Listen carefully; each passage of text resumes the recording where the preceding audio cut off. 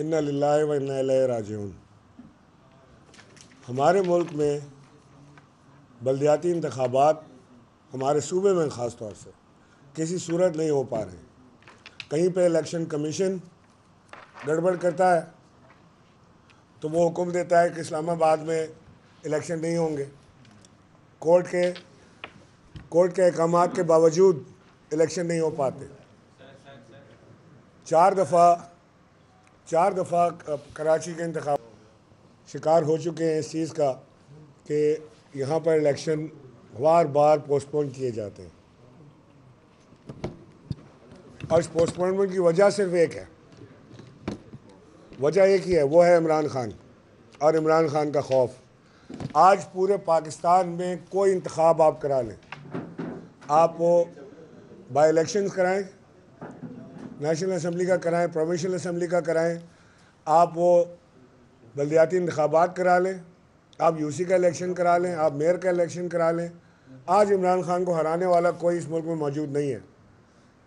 मैं मुबारकबाद देना चाहता हूँ पूरी कौम को कि जो पंजाब में पाकिस्तान तहरीक इंसाफ को लोग मजाक उड़ाते थे और कहते थे कि जी इमरान खान की सियासत को जंग लगा दिया परवेज़ इलाही ने और परवेज़ इलाही के पीछे दरअसल जरदारी साहब हैं, वो आज गलत साबित हुए।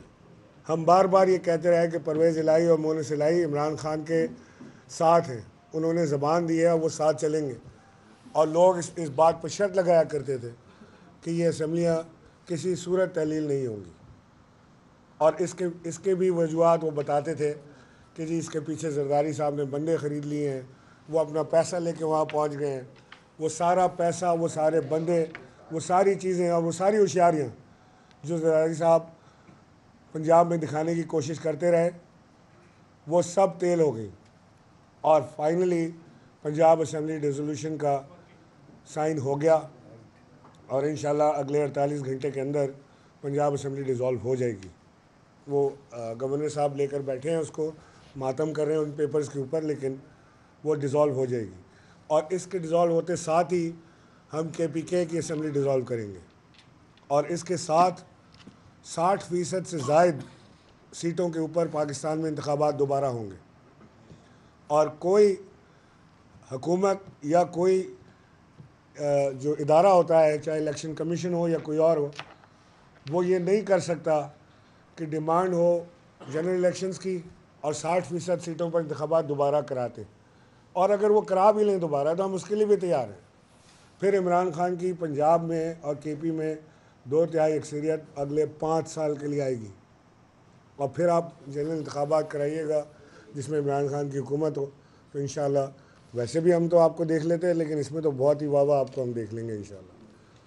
तो आज पाकिस्तान की जो सूरत हाल है, इक़्तिसादी सूरत हाल, उस सारी चीज़ को देखते हुए हर चीज़ का जो इलाज है वो एक मजबूत सियासी हुकूमत का क़याम है जो आम इंतखाबात के बगैर नहीं हो सकता। मैं थोड़ा सा जो कराची में हो रहा है उसको टच करता हूँ, बाकी अली ज़ैदी डिटेल देंगे। ये MQM ने जो चिट्टे बिट्टे जमा किए हैं सारे, जिसमें PSP फ़ारूक सत्तार ने 2000 वोट लिए थे महमूद मौलवी के सामने, अभी इंतखाबात के अंदर 2000 वोट, ये तो इनकी सियासी औकात है। मुस्तफ़ा कमाल साहब मेरे पास, जब मैं गवर्नर था, मेरे पास आकर मुझे कहते थे खालिद मकबूल सिद्दीकी रॉ का एजेंट है, मेरे पास शवाहिद है कि ये रॉ का एजेंट है और आपने अपने साथ रखा हुआ है, लिहाजा आप भी एजेंट हैं रॉ के। ये मुस्तफ़ा कमाल साहब मुझे कहते थे और खुदा को हाजिर नाजिर जानकर कहते थे कि मैं जान दे दूंगा लेकिन मैं ये पतंग का निशान जो दहशत गर्दी का निशान है इसके साथ कभी अलाइंस नहीं करूंगा। उन्होंने मुझे कहा कि इन सारों के ताल्लुकात आज भी अल्ताफ़ हुसैन के साथ हैं और मैं अल्ताफ़ हुसैन के ख़िलाफ़ जंग लड़ रहा हूँ और आज हमें बता रहे हैं कि मैं मजबूरन अपने स्टैंड से पीछे हट रहा हूँ। कौन मजबूर कर रहा है मुस्तफ़ा कमाल को? ये तो है खुद ही मजबूर हैं। ये जो 2 लोगों ने ज्वाइन किया है MQM को, एक मजबूर है, एक लाचार है। वो बेचारा 2000 वोट से ऊपर जाता नहीं, जो आते तो खैर ये भी 2000 वोट से ऊपर नहीं, लेकिन अगर ये सारे फिगर्स आज आपको अली ज़ैदी देंगे कि अगर इन सारों का मिला भी लें तो इसका क्या अंजाम होना है। पाकिस्तान तहरीक इंसाफ आज एक सियासी हकीकत बन चुकी है हम बहुत बड़ी ताकत हैं, सियासी ताकत, अल्लाह की मदद और अवाम की मदद से, और हम बिल्कुल पक्के थे कि 16 तारीख को इंशाल्लाह सारी साजिशों के बावजूद पाकिस्तान तहरीक इंसाफ का मेयर आपके सामने इसी टेबल पर बैठ के यहाँ से हम अनाउंस करते हैं। अली जैदी, मैं चाहता हूँ आप आगे। अच्छा जी, बिस्मिल्लाहिर्रहमानिर्रहीम। आप सबका शुक्रिया। मुझे पता है कि आप में से कुछ लोग रात गए भी वहाँ तमाशा देख रहे थे। रात के अंधेरे में जो सीएम हाउस के अंदर ये मुलाकातें का सिलसिला शुरू हुआ और तमाशा लगा। देखें जी, दो चीज़ों पे मैं बात करना चाहूँगा। पहले तो जो इलेक्शन जो बार बार डिले हो रहे हैं उसके ऊपर, और जो बहाना बनाया गया उसके ऊपर, और उससे पहले तो 13 जमातें हुई, वो फारिग हो गई सब जगह। अब ये 3 हुए, ना ये 3 में ना 13 में, इनके ऊपर भी बात कर लेते हैं। गवर्नर साहब ने तो बात कर ली। मुस्तफ़ा कमाल साहब क्या कहते थे? मुस्तफ़ा कमाल इनके सामने कई दफ़ा कह चुके हैं, मीडिया के ऊपर क्या क्या कह चुके हैं, और ये सारी दुनिया ने देखा। लेकिन कल उन्होंने एक बड़ी इंटरेस्टिंग बात की, जब उन्होंने अपनी वो रोना धोना शुरू किया बैठ के। उन्होंने ये कहा कि जी मैं जो पहले कह रहा था वो हक सच बात कह रहा था, मैं मुनाफिक नहीं हूँ और मैं सच बात कह रहा था। तो भाई, अगर आप उस वक्त मुनाफिकत नहीं कर रहे थे और सच बात कह रहे थे, फिर कल मुनाफिकत कर रहे थे और कल झूठ बोल रहे थे। वे एक वक्त तो कर रहे होंगे ना मुनाफिकत। जब आप उनको रॉक एजेंट कह रहे थे उस वक्त सच बोल रहे थे, तो कल साथ बैठ के मुनाफिकत की। मजबूर है तो ये जो मजबूर कौमी मूवमेंट का इकट्ठा होना था, ये जो इस मुल्क में पॉलिटिकल इंजीनियरिंग हो रही है, मैं आपको साफ साफ ये कहना चाहता हूँ कि दुनिया की तारीख में कोई पॉलिटिकल इंजीनियरिंग ने कभी किसी सोसाइटी को, किसी मुल्क को कोई आगे नहीं बढ़ाया। ये हमेशा अवाम का मैंडेट और अवाम की राय में होता है। फ़िरौन था ना, फ़ैरो, वो भी जब अवाम उसके ख़िलाफ़ खड़ी हो गई तो वो उतना बड़ा जालिम आदमी भी अपनी वो हुकूमत और अपना राज नहीं रख सका, कोई दुनिया में नहीं रख सका।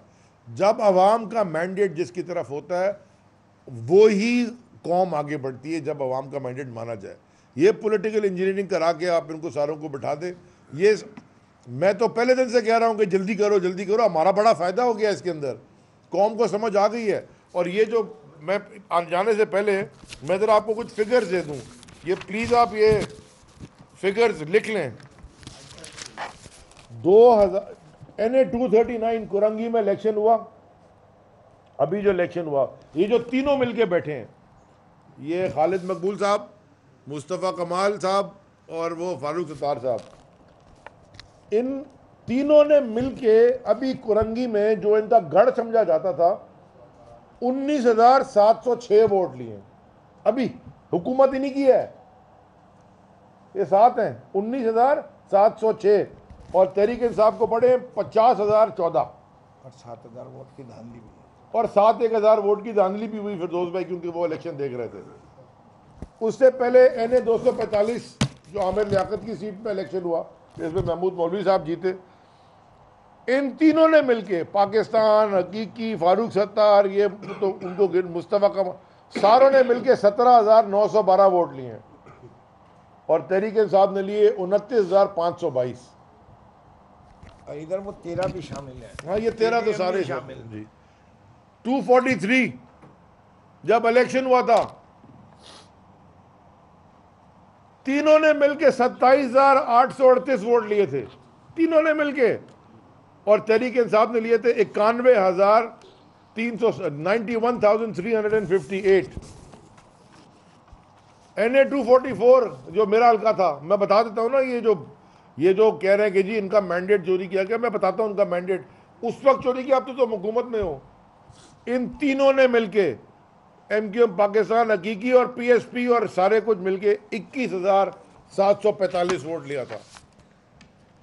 21,745 वोट, और हमारे PTI को पड़े थे 69,475, तकरीबन 70,000 वोट। ये तीनों मिल के भी हमें नहीं हरा सकते। जीरो। जमात इस्लामी को तो छोड़ देना, उन्होंने तो कभी इलेक्शन में पार्टिसिपेट ही नहीं किया, यानी कि इतने बाई इलेक्शन हो गए, वो तो किसी में भी पार्टिसिपेट करते ही नहीं है क्योंकि उनके पास कैंडिडेट ही नहीं है, तो उनके सिफर वोट है। वो मेयर का बिल्कुल अच्छा कर रहे थे ख्वाब, उनका हक है ख्वाब देखने, तो कोई नहीं रोक सकता। कोशिश भी उन्होंने की सोशल मीडिया पे, और वो हमने आपको बता दिया कितने उन्होंने कल टीवी पे चलता लाखों रुपए उन्होंने वो खर्च किए हैं, लेकिन उन्होंने तो कैंडिडेट नहीं खड़ा किया। इन तीनों ने मिल के ये हाल किया। दूसरा, ये जो कल महाजरों की ठेकेदारी कर रहे थे बैठ के तीनों, महाजर और पता नहीं कौन, मैं ये पूछना चाहता हूं कि क्या अल्ताफ हुसैन ने कराची में आके बोरी में लाशें डाली थी खुद? क्या अल्ताफ हुसैन खुद आके बता लेता था शहर में? क्या अल्ताफ हुसैन सौलत मिर्जा की उंगली पकड़ के गोली चलवाता था? क्या अल्ताफ हुसैन ने फहीम कमांडो के साथ गाड़ी चलाई थी? क्या ये जो कांडे लंगड़े लूले जो भी इनके नाम थे, चरिए, जो भी, अल्ताफ हुसैन इनका पार्टनर था, यहां बैठ के उनके साथ क्राइम में मुलव्विस था? क्या अल्ताफ हुसैन खुद आके लूट रहा था पोर्ट के ऊपर कराची में? क्या अल्ताफ हुसैन ने जाके बल्दिया फैक्ट्री में आग लगाई थी, खुद माचिस फेंकी थी? ये सारे एडर एंड अबेटर बैठे थे, सहूलतकार, partners in crime. Altaf Hussain के पास जो प्रॉपर्टीज हैं लंदन में, जिसके ऊपर ये अब केस कर रहे हैं क्लेम करके कि हमारी हैं, इनके पास पैसे किधर से गए लंदन? और अल्ताफ हुसैन ने 25 साल में लंदन में कोई एक दिन तो नौकरी की नहीं है। वो किधर से उसके पास घर आ गए और बिल्डिंगें आ गई और दुकानें आ गई और अपार्टमेंट आ गए? किधर से आ गए? या बाबर गौरी के पास जो ह्यूस्टन में बैठे हुए याशी कर रहा है, वो किधर से आया पैसा? या वसीम अख्तर साहब से पूछते हैं जो डिफेंस के बंगले में रहते हैं, किधर से पैसा आया? ये जो मुस्तफा कमाल शहर पे रहता है, किधर से पैसा आया तुम्हारे पास? देखें, ये एडर एंड अबेटर थे, सहूलतकार थे, पार्टनर्स इन क्राइम थे। महाजिरों का कत्लेआम इन्होंने किया है। इनको फिर मौका मिला 2018 में 4-5 सीटें जीत के, सफाई हुई, माफिया मांग के आए, हाथ जोड़े। ये हमें पता है, बिलाल अकबर साहब जब डीजी रेंजर थे, उनके पास जाके कैसे रोए हैं इनमें से लोग जो बैठे थे कल। गलती हो गई, माफ करते हैं, हम बताएंगे आपको सब। ये इन्होंने जब लॉ इन्फोर्समेंट एजेंसीज ने एक्शन लिया, इन्होंने लोग पकड़वाए, इन्होंने बताया कि इधर जाएं, उधर खड्डा खोदें, टंकी के नीचे असला मिलेगा। मैं फेडरल मिनिस्टर रहा हूं, मुझे पता है क्या क्या लिखा है फाइलों में। ये एडर एंड अबेटर, इनको मौका मिला था। हमने तो इनको एमक्यूएम से एनक्यूएम बनाने की बात भी की, नफीस कौमी मूवमेंट बन जाए, तो मैं चांस मिला है, लेकिन इन्होंने फिर वही हरकत किया। जो ये कल बैठ के बेकार फजूल बातें कर रहे थे कि जी आसिफ जरदारी है, आसिफ जरदारी को हमेशा तुमने बचाया है, आज भी तुम बचा रहे हो, आज भी तुम बचा रहे हो। और रात में जाके फिर उसकी गोद में बैठे हुए थे सीएम हाउस में, यही तुम सारे। इनके कब्जे में ये इन्वॉल्व, भत्ते में ये इन्वॉल्व, चाइना कटिंग में ये इन्वॉल्व, गोलियां मारने में ये इन्वॉल्व, माजरों का कत्ले आम करने में ये इन्वॉल्व। ये ठेकेदार नहीं है माजरों के। इसके बाद जो कल रात को फिर, आज भी जरदारी बैठा इनकी वजह से बैठा है, और ये आगे जो ठेका दिखा रहे हैं कि जी हम बड़े माजर के ठेकेदार हैं और हम इलेक्शन रुकवा देंगे शारा फैसल पे। मैंने तो कल भी कहा था, तुम शारा फैसल पे इलेक्शन रोकने के लिए बैठ जाओ फारिग सत्तार, हमारे वोटर आके इलेक्शन करवा लेंगे। डिलिमिटेशन की बहाना बनाया। जरा फैक्ट्स को हाथ में दिमाग में रख लें और फैक्ट सामने रखें। डिलिमिटेशन स्टार्ट हुई है दिसंबर 2021 में, अब 23 में बैठे हैं। अप्रैल में जब रिजीम चेंज में तुमने पैसे लिए जरदारी से और फोन कॉल का, इमरान इस्माइल आप गवाह हैं, ये क्या कहते थे, हम फोन कॉल का इंतजार कर रहे हैं, या पता नहीं वॉशिंगटन से 202 से फोन कॉल आती थी या लंदन से कॉल आनी थी, वो कुछ अगर रॉक एजेंट ने तो +91 हिंदुस्तान से कॉल आनी थी, कहां से कॉल आनी थी, किसी फोन कॉल का इंतजार करते, किसी फोन करवा दें। अरे हमें क्या पता किससे फोन कराना है यार, अभी किसका फ़ोन आया और क्यों इकट्ठे हो गए ये भी पता नहीं। हिंदुस्तान से आया तुम्हारे लिए, रॉ एजेंट तो तुम हो, या वाशिंगटन से आया रजीम चेंज में तुम थे, या लंदन से आया क्योंकि अल्ताफ हुसैन अभी भी तुम्हारा ग्रैंड डैडी है, उसके बगैर तुम थे कुछ नहीं। इन तीनों में से ही आया होगा। मुझे बताएं कि जब रजीम चेंज में बैठे थे अप्रैल में, तो क्यों डीलिमिटेशन की शर्त नहीं रखी थी उस वक्त अंदर मुआहिदे पे? ये बिल्कुल एक ही चीज से भाग रहे हैं। पूरे पाकिस्तान में कोई सियासी जमात, दुनिया में कोई पॉलिटिकल जमहूरी पार्टी इलेक्शन से भागती है? हाँ, जो जिसको हार का खतरा होता है। देखें, अलायंसेस बनते हैं, सियासी जमातें अलायंसेस बनाती है इलेक्शन में जाने के लिए। ये पहला अलायंस है जो इलेक्शन से भागने के लिए और इलेक्शन रोकने के लिए बना है, चोरों का अलायंस। अब आ जाए जी इनके ऊपर, जिनके ये सहूलतकार हैं। देखें, ये जो पीपल्स पार्टी है ना, मैं दोबारा रिपीट कर रहा हूं, ये पाकिस्तान पीपल्स पार्टी बेनजीर भुट्टो शहीद के साथ वहीं दफन हो गई घड़ी खुदा बख्श में। उस दिन शुरू हो गई जरदारी माफिया, और जो लूट मार इन्होंने मचाई है। मैं आज दोबारा ये सवाल पूछता हूं सारे पॉलिटिकल इंजीनियर से, या अच्छा लफ्ज़ है पॉलिटिकल इंजीनियर्स, मैं सवाल पूछना चाहता हूं, मैं दोबारा आपको याद दिलाना चाहता हूं कि सिर्फ आप वीट की चोरी देख लें। कभी 8 लाख टन का मतलब उस जमाने में 1.6 अरब डॉलर था भाई साहब। $200 पर टन इंटरनेशनल वीट की प्राइस थी। जब उन्होंने कहा 8 लाख टन वीट चोरी हो गई, चूहे खा गए। अगले साल $250 पर टन कीमत थी, 5.5 लाख टन चोरी हो गई। अभी फिर चोरी गायब हो गई, वीट खराब हो गई, पता नहीं क्या हो गई। जितनी IMF की किस्त नहीं है ना, उतने की वीट इस सूबे से चोरी होती है। और ये सूबा सबसे बड़ा वीट प्रोड्यूसर सूबा है पाकिस्तान का। और अभी हमने परसों प्रेस कॉन्फ्रेंस यही कह के कहा कि वीट की कीमत कम हो, ये रिलीज नहीं कर रहे थे, फ्लावर मिल वालों से पैसे बना रहे थे। तो आज उन्होंने कल जब वीट की कैसे कीमत एक दिन में 40-50 रुपए कम होती है, मुझे बताएं। इसका मतलब है ये माल बनाया जा रहा था। इनका एक, ये मैंने आपको एक मिसाल दी है, इनका एक काम है सुबह उठ के इस मुल्क को कैसे लूटना। और रिजीम चेंज में एक काम था कि अपने पुराने केसेस कैसे साफ कराना। और मैं दोबारा याद दिला रहा हूं, मैं दोबारा पॉलिटिकल इंजीनियर्स को याद दिला रहा हूं, हमारे सिग्नेचर नहीं है उज़ैर बलोच की GIT पे, हमारे सिग्नेचर नहीं है निसार मुरई की GIT पे, हमारे सिग्नेचर नहीं है बल्दिया फैक्ट्री की GIT पे, हमारे सिग्नेचर नहीं है ओमनी ग्रुप की GIT पे। ISI के सिग्नेचर्स हैं, MI के सिग्नेचर्स हैं, FIA के सिग्नेचर्स हैं, पुलिस के सिग्नेचर हैं, हर लॉ इन्फोर्समेंट के सिग्नेचर हैं। मैं सिर्फ आखिरी सवाल छोड़ा जाता हूं और हमेशा पूछता हूं, क्या उस वक्त वो जो इतने सीनियर अफसरान हैं वो गलत बयानी तो नहीं कर रहे थे? हम तो नहीं कह रहे कि वो गलत बयानी कर रहे थे, हमारी तो हुकूमत ही नहीं थी, हुकूमत भी नहीं की थी। तो फिर एक्शन क्यों नहीं हो रहा? और उनको बार बार क्यों छूट मिलती है लॉ से, और क्यों लूटने का मौका दिया जाता है इस मुल्क को? क्यों जुल्म हो रहा है हमारे सूबे पे? इसका कोई जवाब मुझे आज तक नहीं मिला। जब इसका जवाब मिल जाएगा ये मुल्क ठीक हो जाएगा। पाकिस्तान में पॉलिटिकल इंजीनियरिंग की नहीं, अवाम के मैंडेट को एक्सेप्ट करने की जरूरत है। पाकिस्तान में जनरल इलेक्शन कराने की जरूरत है। ये दलदल में माशी तौर पर डूब के फंस गया है। अगर नहीं आप कराएंगे, ये पाकिस्तान की वजह से हम यहाँ पॉलिटिशियन हैं, पाकिस्तान की वजह से तहरीक इंसाफ है, पाकिस्तान की वजह से सारी जमातें पीपल्स पार्टी है, पाकिस्तान की वजह से असेंबली है, पाकिस्तान की वजह से ब्यूरोक्रेसी है, पाकिस्तान की वजह से पाकिस्तान की फौज है। सब कुछ पाकिस्तान की वजह से है। हमारा प्राइमरी फोकस होना चाहिए पाकिस्तान को बचाना, ना कि किसी एक पॉपुलर लीडर को नीचे गिराना, जो कि आपसे नहीं गिर रहा, वो शिकस्त पे शिकस्त दिए चला जा रहा है।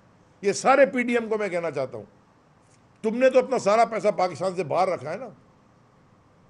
जरदारी ने भी और नवाज शरीफ ने भी और शहबाज ने भी और उनके बच्चों ने भी। हमारा यही है, रहना जीना मरना सब कुछ यही है पाकिस्तान में। ये हमारा है मुल्क, हमारा मुल्क, हमारा शहर, हमारा वोट, हमारी आवाम, हमारे पोर्ट्स, हमारी पार्टियां, हमारे रेगिस्तान, हमारे लोग, हमारा पाकिस्तान हम सबका है। किसी का ठेका नहीं है इसके ऊपर लिया हुआ के फैसले करते फिरे। शुक्रिया जी। प्रोटेस्ट का नहीं अनाउंस हाँ, मैं 1 सेकंड। आज शाम को 4 बजे मैं तहरीक इंसाफ के बल्कि कराची के सारे शहरियों से कहता हूँ, आपका ये दोबारा इन्होंने आपका मैंडेट, मेयर आपको कराची में लाने से रोका है, फिर आपको ये चाहते हैं आप इसी गंदगी में नालों में रहें। आज शाम को 4 बजे हम प्रोटेस्ट अनाउंस कर रहे हैं सिंध असम्बली के सामने, पूरा शहर वहाँ पहुँचे, सारी कराची की सारे MNAs MPs सारे कैंडिडेट्स, सबको मैं कह रहा हूँ 4 बजे सिंध असम्बली पहुँचे। जी फिर आप। जी, मैं इसके साथ साथ ये भी कहना चाहता हूँ कि पाकिस्तान तहरीक इंसाफ हर दरवाज़ा खटखटाएगी, अदालत का दरवाज़ा खटखटाएगी इस ज्यादती के ऊपर। और हम ऑलरेडी जो सुप्रीम कोर्ट में गए हुए हैं आर्टिकल 140 के लिए, उसकी तारीख कंटेम्प्ट ऑफ सुप्रीम कोर्ट की हमें 25 जनवरी की तारीख मिली है, और 25 जनवरी को हमने वहाँ भी भरपूर तरीके से ये जो मजाक सूबा सिंध में बल्दियाती निज़ाम के साथ किया जा रहा है, इसको उठाना है। ये जंग सिर्फ जंग तारीख की नहीं है, इलेक्शन की, इस गले सड़े निज़ाम के ख़िलाफ़ जंग है। ये ऐसा निज़ाम जिसको बेईमानी निज़ाम है। MQM ने 16 मई को आखिरी मीटिंग हुई थी सेलेक्ट कमेटी की, उन्होंने उस सेलेक्ट कमेटी में नहीं आए, वो अलहदा काम करने की कोशिश कर रहे थे सिंध गवर्नमेंट के साथ। 16 मई से अब जनवरी तक आए।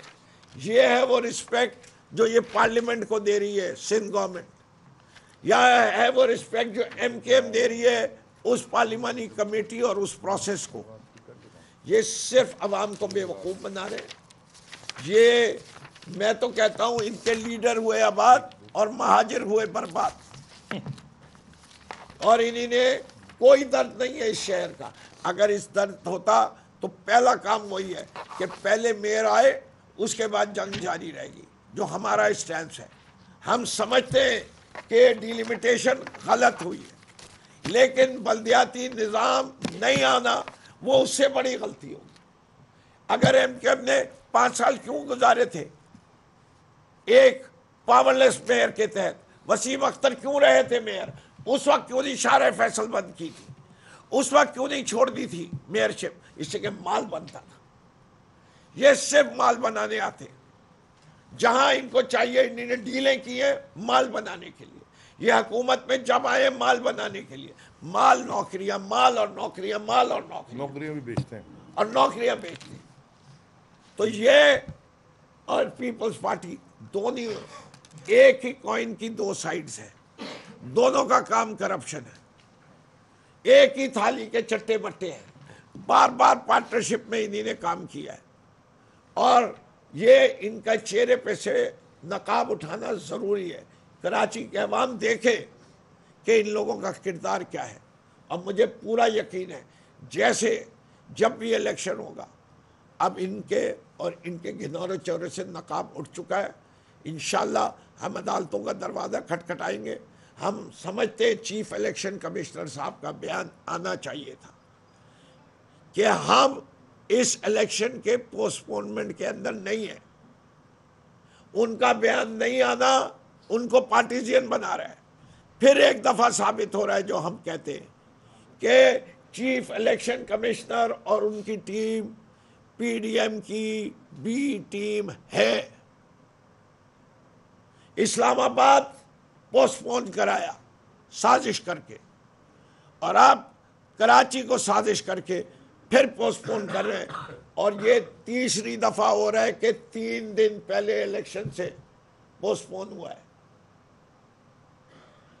कुछ अंदाजा है कि कितने लोगों का कितना वक्त और कितना पैसा लगा है?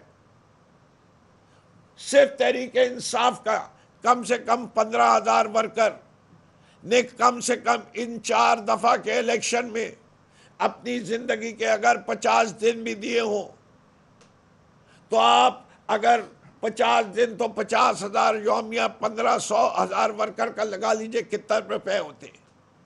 और हमारी तरह जमात इस्लामी के लोगों ने भी लगाया होगा। दूसरे कैंडिडेट्स ने भी लगाया होगा। कौन लोग कैंपेन नहीं कर रहे थे? पीपल्स पार्टी नहीं कर रही थी। कब कैंपेन शुरू की ड्रामे की? एक हफ्ता पहले। ये मिली भगत है, इन्हें उस वक्त भी पता था। जाके जमीन पे देखे, मैं दावत देता हूं पूरी मीडिया को, दिखाएं कोई किसी एक यूसी में किसी पीपल्स पार्टी के मेयर का, वो यूसी चेयरमैन का बैनर कई शहर में नजर आया हो, कोई इनका मैनिफेस्टो आया हो। ये सिर्फ बेवकूफ बनाने का काम कर रहे थे। एमकेएम तो कह रही थी नहीं चाहिए भाई, तुम इत्तेहाद कर लो, हमें तुम्हारे इत्तेहाद से कोई फर्क नहीं पड़ता। जो कहते हो ना परेशान परेशान तुम खुद होगे। भानुमती का कुनबा क्या होता है? भानुमती का कुनबा चौराहे में ही फूटता है, और जब भानुमती का कुनबा होता है तो दाल किस में बढ़ती है? जूतों में बढ़ती है। तुम हो ना उर्दू बोलने वाले, हम तुमसे बड़े उर्दू बोलने वाले हैं। हम अपने आप को महाजन नहीं कहते, हम पाकिस्तान में पैदा हुए, हम पाकिस्तानी हैं। हमारे माँ बाप ने हिजरत की। हमारे नज़दीक तो महाजन पठान है जो अपना वतन छोड़ के कराची आके नौकरी तलाश कर रहा है। अंदरूनी सिंध के लोग हैं, साउथ पंजाब के लोग हैं जो इस शहर में रहते हैं। हम सब पाकिस्तानी हैं और ये शहर पूरा पाकिस्तान है, हर सूबे के लोग हैं, इसलिए इसकी इंपॉर्टेंस बहुत ज़्यादा है। ये इस मुल्क की मईशत की रीढ़ की हड्डी है। वफाक का 65% टैक्स और 95% टैक्स सिंध गवर्नमेंट का जमा होता है। इसमें अगर इंफ्रास्ट्रक्चर दुरुस्त नहीं हुआ, पाकिस्तान कभी तरक्की नहीं कर सकता। इसलिए बल्दियात के बगैर इंफ्रास्ट्रक्चर नहीं दुरुस्त हो सकता। हमने बहुत नोहे रोए हैं आप लोगों के सामने, बसों के, पानी के, सीवरेज के, कूड़ा उठाने के। ये बिगड़ा हुआ निज़ाम जब तक इसकी मालकी कोई नहीं लेगा दुरुस्त नहीं हो सकता।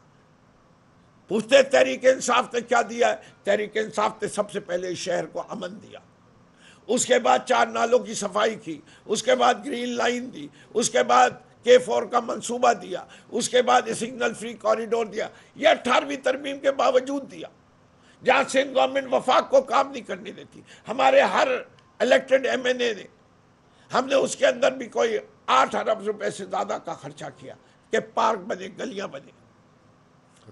तो इसलिए मैं समझता हूं कि पूरे कराची को आज शाम 4 बजे हर किसी को जो जमहूरियत पसंद है उसे घर नहीं बैठना चाहिए, उसको असेंबली के सामने जो हमारे यहाँ जमहूरियत की निशानदेही है वहाँ आए और जमहूरियत के लिए खड़े हो, वरना अमरीयत आएगी। अच्छा अली ज़ैदी साहब, असेंबली आप तहरीर कर रहे हैं, क्या समझते हैं आपके मुल्क में आईनी बहरान का खदशा है? और इसके साथ साथ जो आपका धरने का, आपका एहतजाज का ऐलान है सिंध असेंबली के सामने, वो कब तक जारी रहेगा? देखें जी, एहतजाज है हमारा शाम को, और आईनी बुरहान इलेक्शन कॉल करने में आईनी बुरहान तो नहीं होता। इलेक्शन मांग रहे हैं हम, हर जमहूरी जमात इलेक्शन मांगती है। ये जो इलेक्शन जो हैं, ये जो जमहूरियत के चैम्पियन बनते हैं, डेमोक्रेसी चैम्पियंस, ये तो असल में ये तो सारे फ़ोन कॉलों पे चलने वाले लोग हैं, डील काट के। हम इलेक्शन मांग रहे हैं, आम इंतखाबात, जनरल इलेक्शन नहीं, आम इंतखाबात। हम आम इंतखाबात मांग रहे हैं, उससे आईनी बुरहान क्या पैदा होगा? ये आइन के अंदर कहीं लिखा हुआ है कि असेंबली डिसॉल्व नहीं हो सकती? आइन के मुताबिक ही डिसॉल्व ही हुई है ना असेंबली। CM ने जो अगर एडवाइस दी है वो आइन के मुताबिक ही दी है। तो आइनी बुरहान वो कर रहे हैं क्रिएट जो इलेक्शन नहीं करवा रहे, हम नहीं कर रहे, हम तो कह रहे हैं इलेक्शन दो। Thank you.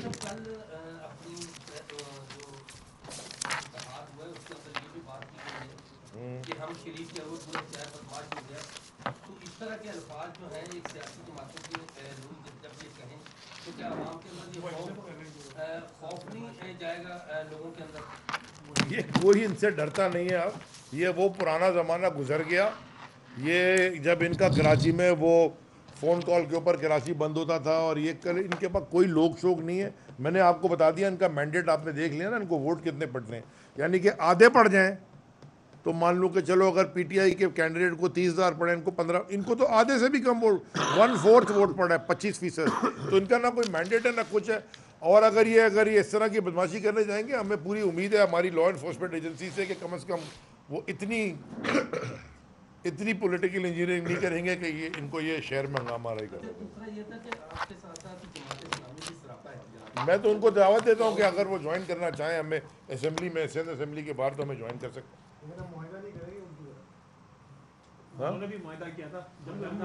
हम मुआहदा नहीं कर रहे और हम सिर्फ चेयरमैन ही पे नहीं आ जाएंगे उठ के।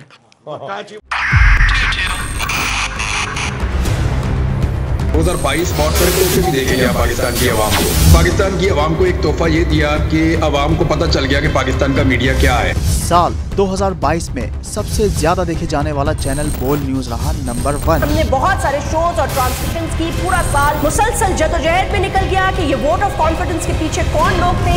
तोड़े रेटिंग के सभी रिकॉर्ड। सोशल मीडिया पर भी सबसे ज्यादा तेजी से 2.4 बिलियन व्यूज का संगे मील अबूर किया। एंकर्स को भी आवाम में सबसे ज्यादा मकबूलियत मिली और सोशल मीडिया पर भी बोल रहा सब पर भारी। सब्सक्राइब करें और बेल दबाएं ताकि कोई खबर रह न जाए।